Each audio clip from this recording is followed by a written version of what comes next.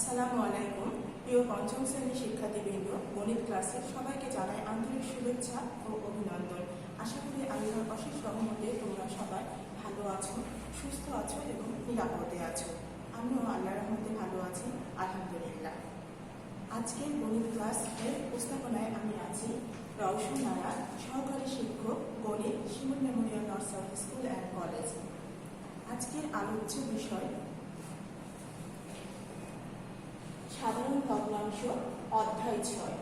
সাধারণ ভগ্নাংশ অধ্যায় 6-এ আজকে আমরা যে অঙ্কগুলো বসবো সেগুলো একটু লক্ষ্য করি। প্রথমে এক নম্বরে আমরা দেখতে পাচ্ছি যে সৃজনশীল অঙ্ক।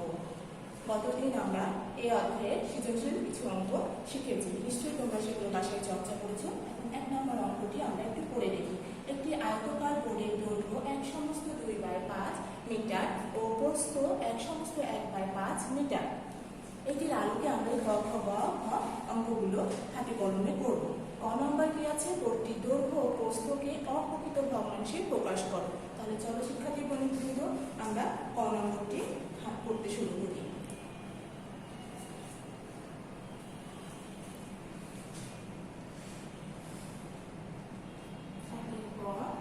সমাধান আমাদেরকে বলেছে বোর্ডটির দৈর্ঘ্য ও প্রস্থকে অপ্রকৃত ভগ্নাংশে প্রকাশ করতে। বোর্ডটির দৈর্ঘ্য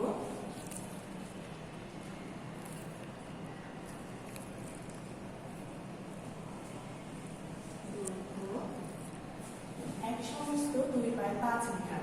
1/2/5 মিটার। তাহলে আমরা দৈর্ঘ্যটিকে অপ্রকৃত ভগ্নাংশে প্রকাশ করি। ভগ্নাংশ যেটা দেওয়া আছে সেটা মিশ্র দেওয়া আছে, আমরা অপ্রকৃত ভগ্নাংশে প্রকাশ করব। প্রথমে হরের সাথে সমস্ত গুণ করে নেব। 5 × 5 এবং লব 2 যোগ করব। তাহলে 5 × 5 আর 2 এ 7, নিচে হর 5 থাকবে। তাহলে বোর্ডটির দৈর্ঘ্যকে অপ্রকৃত ভগ্নাংশে প্রকাশ করে আমরা ফলাফল পেলাম 7/5 মিটার। প্রস্থকে আমরা অপ্রকৃত ভগ্নাংশে প্রকাশ করব এবং প্রস্থ সমান 1/1/5 মিটার। প্রস্থ দেওয়া আছে 1/1/5 মিটার। এটিকে আমরা অপ্রকৃত ভগ্নাংশে প্রকাশ করলে পাবো 5 × 5 যোগ 1 6/5 মিটার। তাহলে বোর্ডটির দৈর্ঘ্য এবং প্রস্থকে অপ্রকৃত ভগ্নাংশে প্রকাশ করলে দাঁড়াবে 7/5 এবং 6/5। এখন আমরা উত্তর লিখব। উত্তর দৈর্ঘ্য সমান 7/5 মিটার এবং প্রস্থ সমান 6/5 মিটার। এখন আমরা খ নাম্বার অঙ্কটি লক্ষ্য করব। খ নাম্বার কি আছে? খ নাম্বারে বলেছে বোর্ডটির ক্ষেত্রফল কত। বোর্ডটির ক্ষেত্রফল কত? শিক্ষার্থীবৃন্দ, আমরা সবাই ক্ষেত্রফলের সূত্র জানি। ক্ষেত্রফল, আয়তকার ক্ষেত্রে ক্ষেত্রফল নির্ণয় করার ক্ষেত্রে আমরা সূত্রটি ব্যবহার করি। ক্ষেত্রফল সমান দৈর্ঘ্য গুণন প্রস্থ। তাহলে আমরা খ নাম্বার সমাধানটা শুরু করি।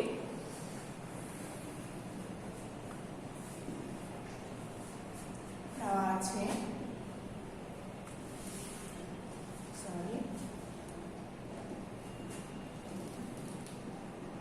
দৈর্ঘ্য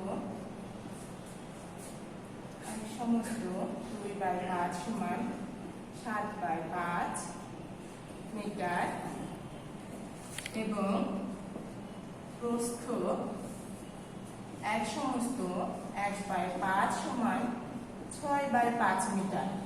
এখন আয়তকার বোর্ডের ক্ষেত্রফল আমরা জানি। আয়তকার ক্ষেত্রের ক্ষেত্রফল, আয়তকার ক্ষেত্রের ক্ষেত্রফল সমান দৈর্ঘ্য গুণন প্রস্থ বর্গ একক। দেখো শিক্ষার্থী বন্ধুরা, আমরা আয়তকার ক্ষেত্রে ক্ষেত্রফল নির্ণয়ের সূত্রটি লিখে প্রস্থ বর্গ একক। এককটি আমরা সবাই খুব ভালো করে লক্ষ্য করব।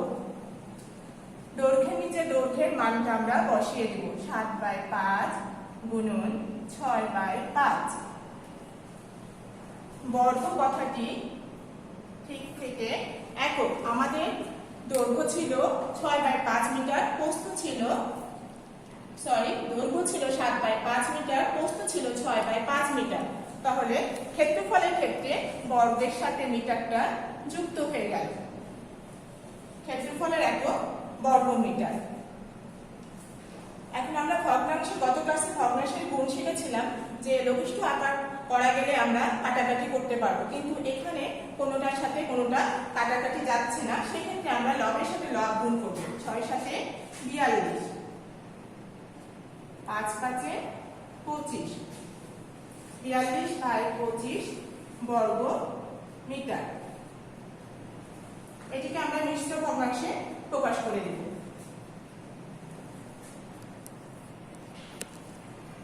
25 কে 25, 12 থেকে 5 বাদ দিলে 7, 4 থেকে 3 বাদ দিলে 1, 1 সমস্ত 17/25 বর্গ মিটার।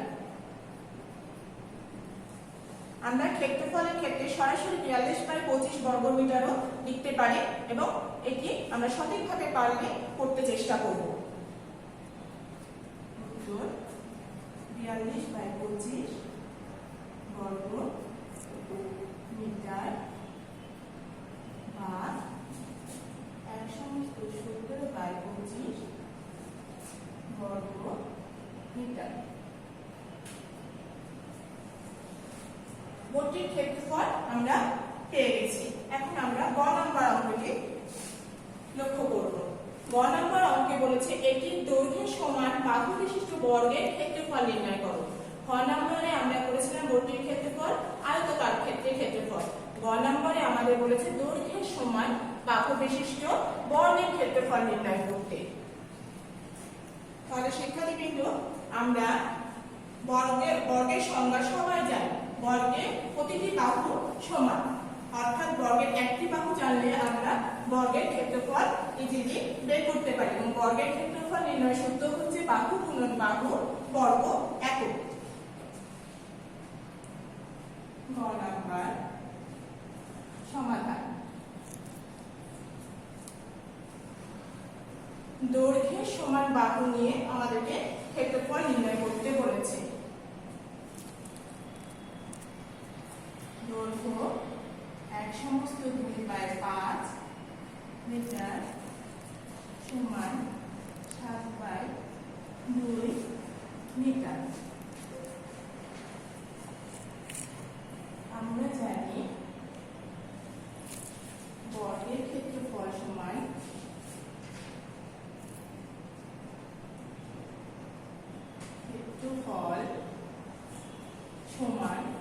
বাহু গুণন বাহু বর্গ একক।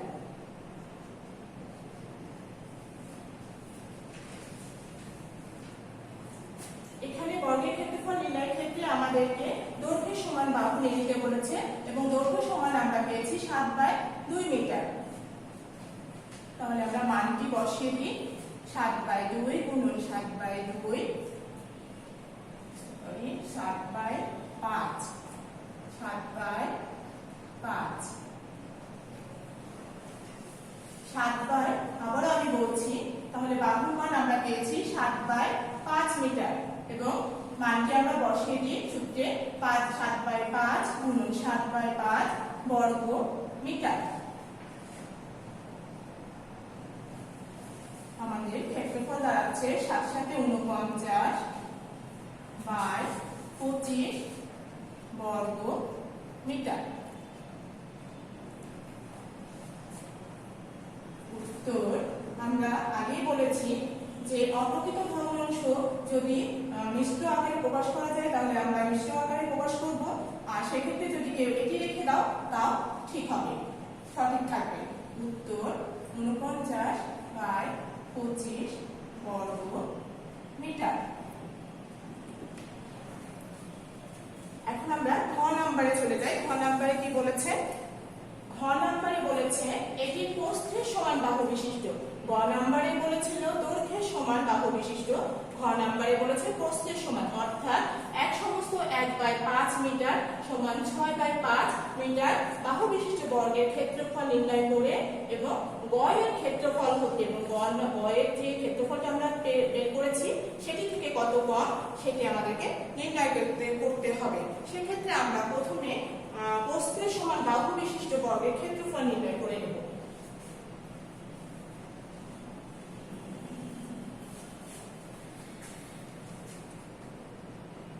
ঘ সমাধান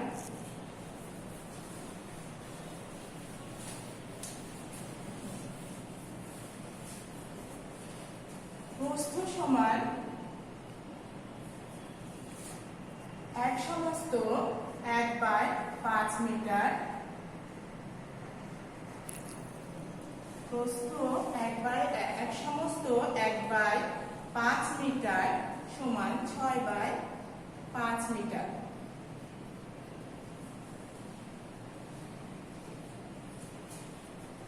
অতএব বর্গের ক্ষেত্রফল, যেহেতু আমরা পূর্ববর্তী অঙ্কে বর্গের ক্ষেত্রফল বের করেছি, এখানে আমরা সরাসরি বের করছি। বর্গের ক্ষেত্রফল সমান 6/5 গুণন প্রস্থ সমান বাহু বিশিষ্ট বর্গের ক্ষেত্রফল বর্গ মিটার। 6 × 6 = 36, 5 × 5 = 25 বর্গ মিটার।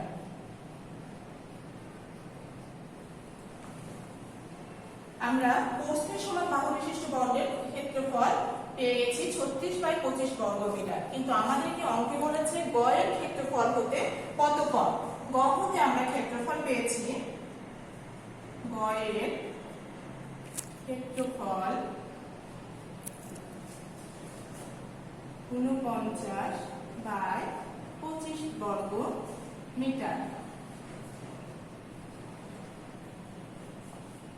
অর্থাৎ কম সমান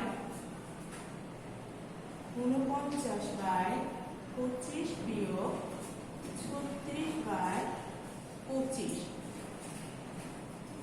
বর্গ মিটার। ভগ্নাংশের যোগ বিয়োগের ক্ষেত্রে প্রথমে হরের লসাগু করে নিতে হয় এবং ভগ্নাংশদ্বয়ের হর যদি একই থাকে তাহলে ভগ্নাংশটি নিচে হরটা লসাগু হিসেবে ব্যবহৃত হবে। এখানে দুটি ভগ্নাংশের হর একই আছে 25, অর্থাৎ সমহর বিশিষ্ট। লসাগু 25, 25কে 25 দিয়ে ভাগ করলে 1 পাই এবং 1 দিয়ে 49কে গুণ করলে আমরা পাচ্ছি 49 বিয়োগ একই ভাবে 25কে 25 দিয়ে ভাগ করলে 1 পাচ্ছি এবং 36কে 1 দিয়ে গুণ করলে 36 বের হচ্ছে বর্গ মিটার। 9 থেকে 6 বিয়োগ করলে 3, 4 থেকে 3 বাদ দিলে 1, 13/25। এটি একটি প্রকৃত ভগ্নাংশ, যেহেতু লবটি হরের চেয়ে ছোট। উত্তর 13/25 বর্গ মিটার। তাহলে শিক্ষার্থী বন্ধু সবাই আমরা বুঝতে পেরেছি ক, খ, গ, ঘ অঙ্কগুলো এবং তোমরা আমার সাথে সাথে খাতায় কলমে করে নিয়েছো। এখন দেখা যাক পরবর্তী কোন অঙ্ক আছে।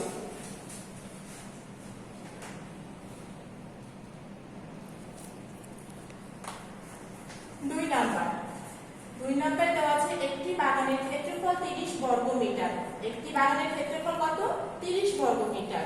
এই বাগানে 2/3 অংশে ফল এবং 1/6 অংশে ফুল চাষ করা হয়েছে।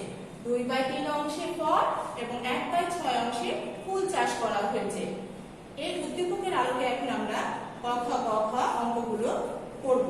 ক নম্বরে কি বলেছে? বাগানটি মোট কত অংশে ফল ও ফুল চাষ করা হয়েছে। বাগানটি মোট কত অংশে ফল ও ফুল চাষ করা হয়েছে। তাহলে দেখা যাক কত অংশে ফল ও ফুল চাষ করা হয়েছে।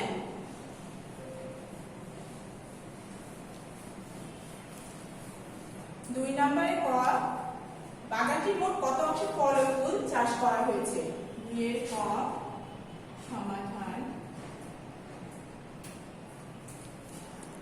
বাগানটির 2/3 অংশে ফল চাষ করা হয়েছে। তাহলে ফল চাষ করা হয়েছে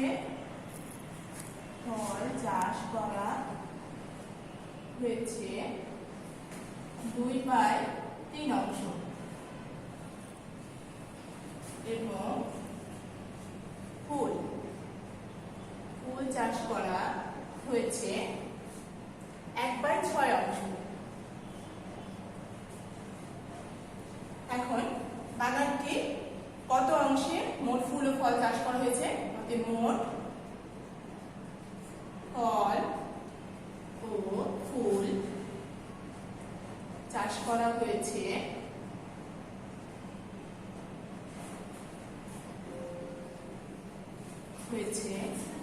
2/3 যোগ 1/6 অংশ। 3 ও 6 এর লসাগু 6। 3 দিয়ে 6 কে ভাগ করলে পাই 2, 2 কে 2 দিয়ে গুণ করলে পাই 4, 6 কে 6 দিয়ে ভাগ করলে পাই ভাগফল 1, 1 কে 1 দিয়ে গুণ করলে পাই 1, 4 কে 5, 6, এত 5/6 অংশ। অতএব বাগানটিতে মোট ফল ও ফুল চাষ করা হয়েছে 5/6 অংশ। উত্তর 5/6 অংশ। ক নম্বর। খ নম্বরে আমাদের কতটুকু অংশ চাষ করা বাকি আছে? আমরা ক নম্বরে বের করেছি ফল ও ফুল বাগানটিতে কতখানি চাষ করা হয়েছে। খ নম্বরে কতটুকু বাকি আছে সেই অংশটুকু আমাদেরকে বের করতে বলা হয়েছে। তাহলে আমরা দেখি কতটুকু অংশ বাকি আছে। যেহেতু আমাদেরকে বাকি অংশ বের করতে বলেছে, সেক্ষেত্রে আমরা ধরে নিই বা মনে করি মোট বাগানটি 1 অংশ বের করতে বলেছে। যেহেতু আমাদেরকে মোট বাগানটি 1 অংশ চাষ করা হয়েছে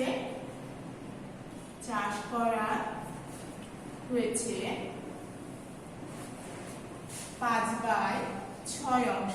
এটি আমরা ক হতে পেয়েছি। ক নম্বরে আমরা সাইডে এইভাবে লিখে দেব। অতএব বাকি আছে 1 বিয়োগ 5/6 অংশ।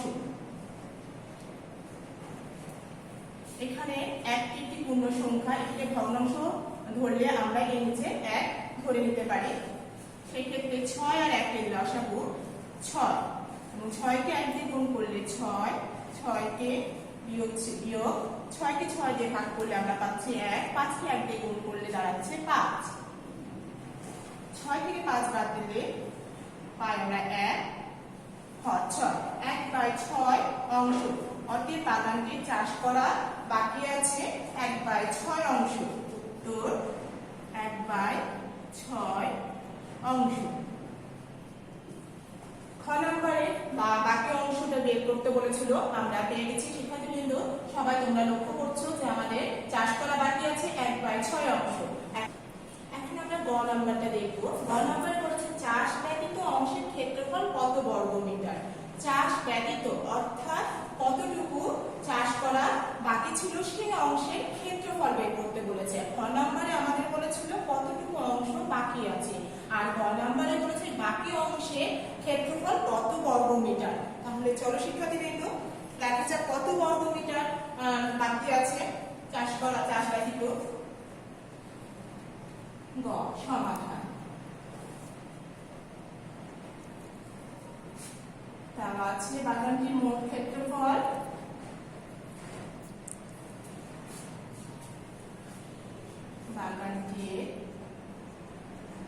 বাগানটির মোট ক্ষেত্রফল 30 বর্গমিটার। বাগানটির ক্ষেত্রফল কত বর্গমিটার? 30 বর্গমিটার। 30 বর্গমিটার। চাষ ব্যতীত অংশ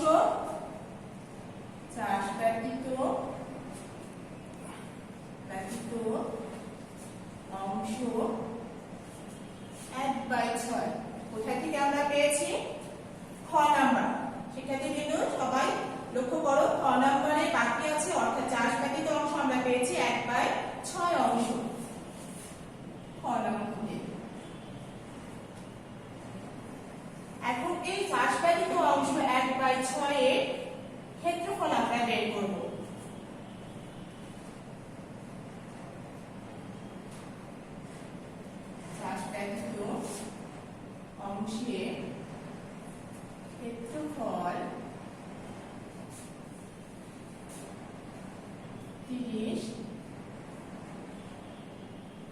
এর 1/6 বর্গমিটার। মোট ক্ষেত্রফলের 1/6 অংশ আমরা বের করব। 30 গুণন 1/6 বর্গমিটার। 5 6 30, 5 বর্গমিটার। তাহলে আমরা চাষবাদিত অংশের ক্ষেত্রফল পেলাম 5 বর্গমিটার। উত্তর 5 বর্গমিটার। এখন ঘ নম্বরে কি বলেছে দেখা যাক। চাষ করা অংশের ক্ষেত্রফল কত বর্গমিটার? গ নম্বরে আমরা বের করেছিলাম চাষবাদিত অংশের ক্ষেত্রফল, ঘ নম্বরে বলেছে চাষ করা অংশের ক্ষেত্রফল। তাহলে এখন আমরা চাষ করা অংশের ক্ষেত্রফলটা বের করব।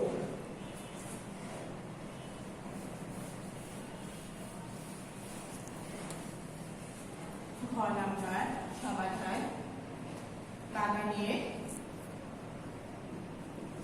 মোট ক্ষেত্রফল ছিল বা পেয়েছি আমরা উদ্দীপক থেকে 30 বর্গমিটার।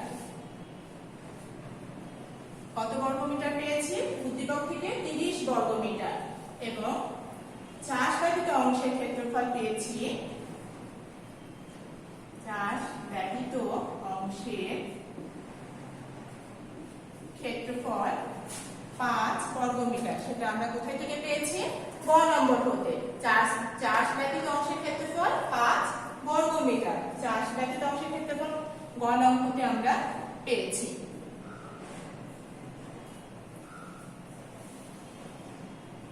আমাদের বের করতে বলা হয়েছে চাষ করা অংশের ক্ষেত্রফল। তাহলে মোট ক্ষেত্রফল আছে, সেখানে চাষ বা ছাড়া অংশের ক্ষেত্রফল 5 মিটার। তাহলে বাকি অংশটাই হচ্ছে চাষ করা অংশের ক্ষেত্রফল। আমরা বিয়োগ করব এর সাথে। অতএব চাষ করা অংশের ক্ষেত্রফল, অতএব চাষ করা অংশের ক্ষেত্রফল শূন্য, অর্থাৎ এখানে 1 খান দিলে 10 হলো, 10 থেকে 5 বাদ দিলে 5, 1 2 3 থেকে 8 বাদ দিলে 2, 25 বর্গমিটার। আমরা চাষ করা অংশের ক্ষেত্রফল পেয়ে গেছি। চাষ করা অংশের ক্ষেত্রফল পেয়েছি আমরা কত? 25 বর্গমিটার। উত্তর 25 বর্গমিটার।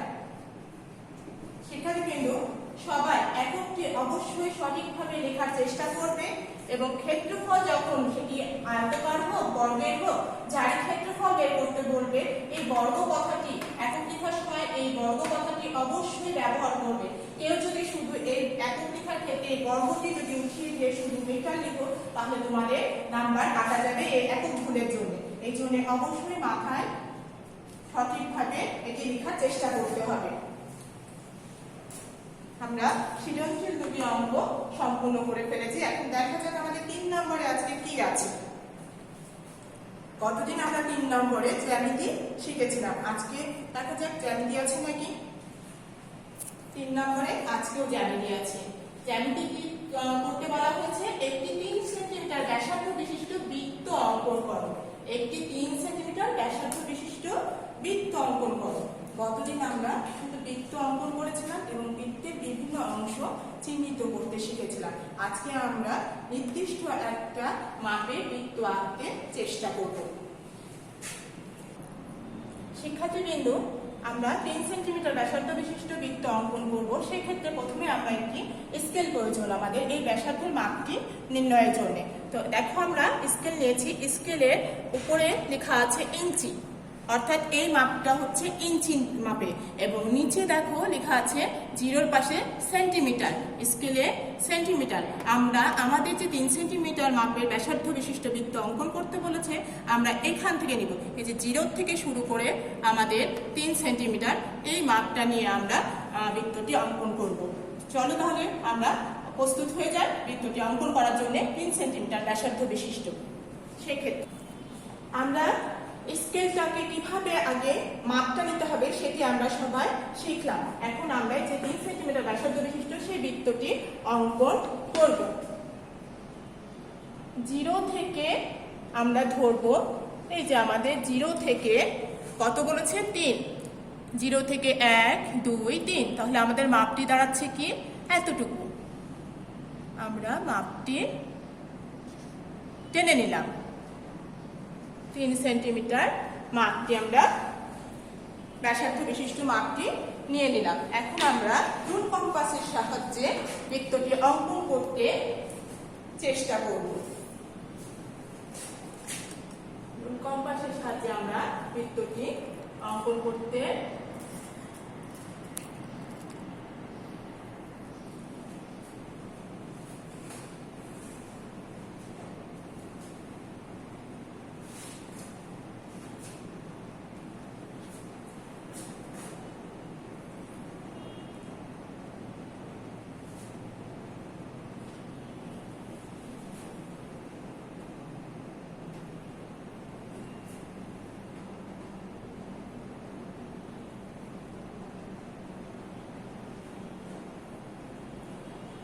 দেখো শিক্ষার্থীবৃন্দ, আমরা 3 সেন্টিমিটার এই যে মাপ নিয়েছিলাম, 3 সেন্টিমিটার ব্যাসার্ধে মাপ এটা, এবং এই ব্যাসার্ধ বিশিষ্ট আমরা বৃত্তটি অঙ্কন করলাম। এখন আমরা বৃত্তটিকে নাম দেব। এই স্থির বিন্দুটির নাম কেন্দ্র, অর্থাৎ ও কেন্দ্র বিশিষ্ট, এই ওকে কেন্দ্র করে আমরা 3 সেন্টিমিটার ব্যাসার্ধে বৃত্ত অঙ্কন করেছিলাম, এবং এটিকে একটি নাম দিলাম বি এ সি। আর এইটুকটার মাপ ছিল আমাদের 3 সেন্টিমিটার।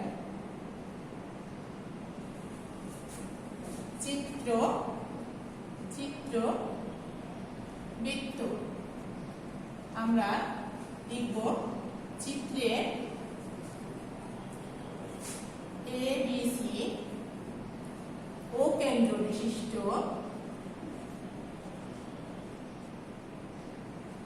চিত্রে এবিসি ও কেন্দ্র বিশিষ্ট 3 সেন্টিমিটার ব্যাসার্ধের একটি বৃত্ত।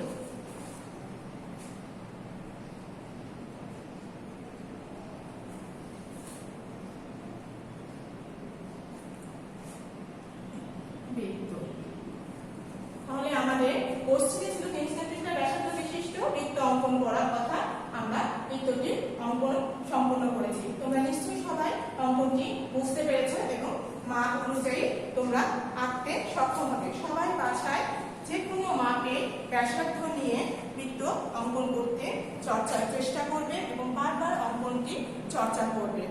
আজকে আমরা যে অঙ্কগুলো করলাম, তোমরা নিশ্চয়ই অঙ্কগুলো ভালোভাবে বুঝতে পেরেছো এবং ভালো লেগেছে তোমাদের সবার।